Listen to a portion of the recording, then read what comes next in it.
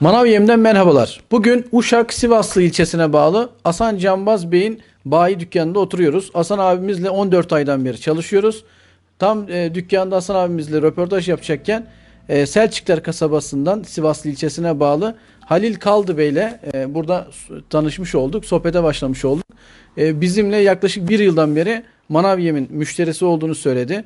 Hayvan baktığını ifade etti. Kendisiyle hem tanışmak hem de bu bir yıllık serüvende neler yaşadığını bizimle paylaşmasını istedik. Sağ olsun bizi kırmadı. Halil abi sizi tanıyalım.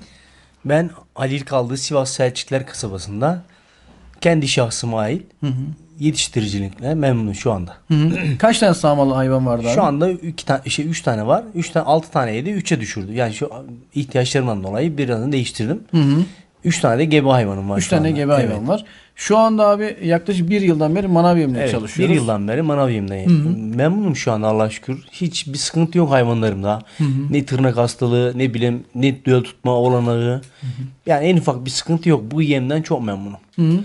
Peki bu bir yıl içerisinde en az 12 defa yem aldınız. Her ay düzenli bir şekilde. Her ay herhangi alıyorum. bir zigzag çizildi mi? Mesela hani herhangi bir değişiklik oldu mu? İşte yem kalitesinden şüphe ettiğiniz durum Şimdi oldu zaten mu? ben özellikle çok böyle dikkat eden birisiyim. Her verdiğim yemde gramajını işte her kiloyla mesela günde 10 kilo yemi, 5 kilo sabahleyin 5 kilo hayvan başına veriyorum. Ayda 6 torba yem yediriyorum bir hayvana. Bu ne şeyle buzağlarımda olsun, ne bileyim, buzağı başlangıcında başlıyorum. Ondan sonra buzağı büyütmeyle hepsini böyle manav yemi kullanaraktan. Hani başkaları diyor ki işte şu yem şöyleymiş, bu yem böyle. Ben onlara katılmıyorum. Ben şu anda yedirdiğim için çok memnunum. Ekstra bir şey kullanmıyorum. Mesela küspeyle, yemle, bir de sılaj oluyor bazen ya da darı cipsiyle. Mısır filekeyle veriyorum. Yani yem oranında mesela başka bir kişi, mesela kardeşim de var. Kardeşimle aynı yemleri yedirmiyoruz. Mesela o başka yem yediriyor. Onunla aynı gün ben onunkuna bir gün baktım. Şöyle anlatayım size. Bir gün onun yemini inekli hayvanlara ben bakıverdim. Ben onun yemi yokmuş, gittim kendi yemimden getirdim. Manav yemi getirdim evden. Tamam. Onu hayvanlara aynı kendi ölçüm gibi verdim. Bir sabahsı akşam sağdım. Sabahleyin yine ben sağdım. Onlar evde yoktu. Sağdığımda normalinde onun kumsa 23 kilo veriyormuşmuş. Ben sağdım bir gecede, yani düşün. 25 kilo sağdım. 2 litre süt attı. 2 litre bir öğünde yani. Akşam verdim. Sabah aldım. Bir kardeşim geldi, dedim ki böyle böyle bak dedim. Sen 23 veriyormuşsun. Ben manav yemi yedirdim. Akşam dedim senin yem yokmuş. Ben yem kendi yemimden verdim. 2 kilo fazlalık dedim. Bak süt dedim. Olmaz dedi ya. Tamam dedim, o zaman bugün de deneyelim dedim aynı şeyi. Tekrar aynı denedik. Ertesi gün akşam verdiğimiz yemde yine aynı manav yemi yedirdim. Yine aynı 2 kilo süt varken. 2 litre süt Ve varken. bunun ile mesela kaç kişiyle ben iddiaya girdim. İşte bununla verin. Siz diğer yemi verin. Değiştiren dedim. Tek inekle dedim. Hemen dedim. Deneme yapalım bir şekilde. Deneme yapın. Tamam. Eğer dedim yanlışlık olursa dedim ben parasını vereceğim bir torba yemin dedim. Tamam. Olursa dedim sizden bir torbalarını. Bak. Evet. Adam dedi yok dedi ya, mümkün değil bir günde değil. Değiştirdik. Aynı şekilde gece verip sabah sağma şartıyla kim ne olursa yine iddiaya girerim. Allah Allah. Abi böyle o denemeler kadar falan yaptınız yani. Yaptım yani. Ben Hasan abi bilir.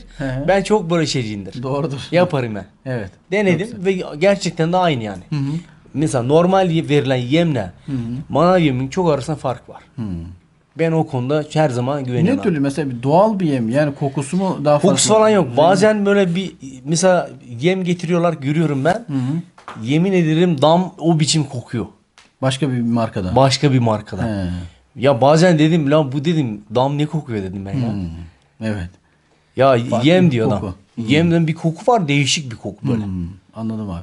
Yani peki bu doğumdan sonra inekler kaç günde kızgınlık gösteriyor? Nasıl bir döl Valla tutma şu anda performansı mesela nasıl? benim 2 tane hayvanım var.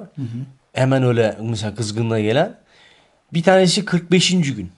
Hani doğumdan 45 gün sonra tekrar kızına geldi, avundurdum. Aşılattım yani. Aşılattırdım. Tamam. Ondan sonra bir tanesini 2 aylıkken 60 kızana, evet 60 günlüyken kızana geldi, aşılattırdım. Hani aşılattığımda da orada kalıyor yani. Hani tutmama olasılığı olmuyor yani. Dönmüyor yani. Dönmüyor. Boş boş geçmiyor yani kolayına. Maşallah. Çok Ama Tabii diğer yemleri veren kişi diyor, ben duyuyorum mesela kahvede hepimiz bir arkadaş oturduğum herkes oturum ortamda. Adam diyor ya ben 4 oldu aşı koydurdum tutmadı. Öbürkü diyor 3 oldu koydurdum tutmadı. İşte danaya götürdüm tutmadı. Ben diyorum ne yem yediriyorum? İşte falan yem. Değil diyorum abi, mana yem yedirin diyorum. İnanmıyorsanız diyorum gelin benim dama diyor. Bizim Sivaslı ilçesinde satış temsilcisi gibi maşallah Ha, çalışıyorsunuz. yani adam ya. inanmıyor Çok bana. iyi. Dedim dene. Evet. Denemeyle bir diyorum ben. Adam diyorum mesela fiyat oranı karşılıyor. Tamam diyorum. Evet. Mesela diğer yemden fark var. Tamam. Değil. Mesela adam diyor ki 70 bin lira yem alıyorum diyor. Hı hı. Tamam. 5 lira 10 lira pahalı. 5 lira 10 lira farklı diyorum Tabii. ben. Ama işte sen diyorsun ki 3 ay geçti benim. Kaç? 4 ay geçti diyorum. 150, 150 300 450 bin lira diyorum. En 450 kısa lira. şeyiniz diyorum, avantajınız Süt 450. kaybım var. Ben İkişer diyorum litre ayda süt atacak. 60 torba yem misal yem yedirdim. 60 torbada diyelim onadan 600 bin lira zarar ettim. Sen zaten 450'sini verdin mi şeye? Yani, bir de üstüne süt veteriner. artışı garantisi oluyor. Aynen. Tabii. Benim o yönde dedim sıkıntım yok abi. Maşallah. Verin mana yemi verin denen inanmazsınız diyorum ben. Doğrudur. O konuda Allah şükür ben mana yemden çökmem bunu. Üreticilerimize tavsiye eder Tavsiye misiniz? ederim. Yani bir tane hayvanı varsa da adam mana yemidirsin. Bana yemedir. Başka yeme hiç vallahi gerek yok. Doğrudur. Bence. Gerçekten çok iyi bir yem. Tamamdır. Halil abi çok teşekkür ederiz. Çok güzel bir sohbet oldu. Tecrübenizi bizimle paylaşmış oldunuz. Ne demek? Vakit ayırdığınız için de teşekkür ederiz. Yani Halil abimizin burada bir yıllık bir serüvenine şahitlik etmiş olduk. Kendisinin ağzından dinlemiş olduk bu süreci. Manav yemi tercih ettikten sonra diğer yem firmalarından işte yem kullanan üreticilerimizin de aynı etkileri göreceğine biz inanıyoruz. Sahada da birçok zaten örnekleriyle karşılaşıyoruz. Kanalımıza abone olmayı, videolarımızı beğenmeyi unutmayalım. Bir başka röportajda görüşmek üzere. Şimdilik hoşça kalın.